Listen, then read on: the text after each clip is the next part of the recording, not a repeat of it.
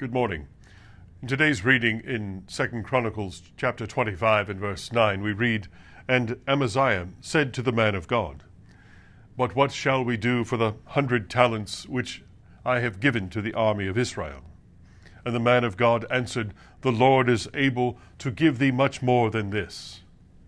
A very important question this seemed to be to the king of Judah, and possibly it is of even more weight with the tried and tempted, O Christian.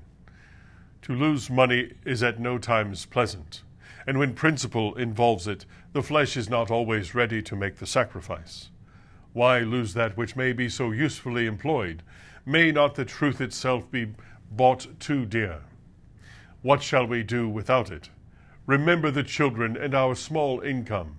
All these things and 1,000 more would tempt the Christian to put forth his hand to unrighteous gain, or stay himself from carrying out his conscientious convictions when they involve serious loss. All men cannot view these matters in the light of faith, and even with the followers of Jesus, the doctrine of "we must live" has quite sufficient weight.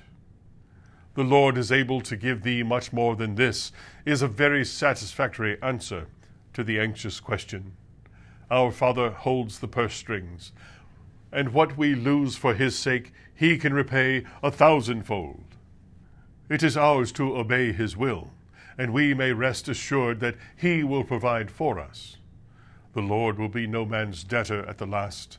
Saints know that a grain of heart's ease is of more value than a ton of gold.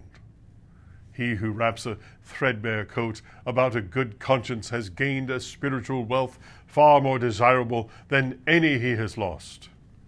God's smile in a dungeon are enough for a true heart. His frown in a palace would be hell to a gracious spirit. Let the worst come to the worst. Let all the talents go.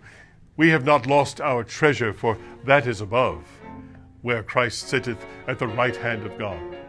Meanwhile, even now, the Lord maketh the meek to inherit the earth, and no good thing doth he withhold from them that walk uprightly.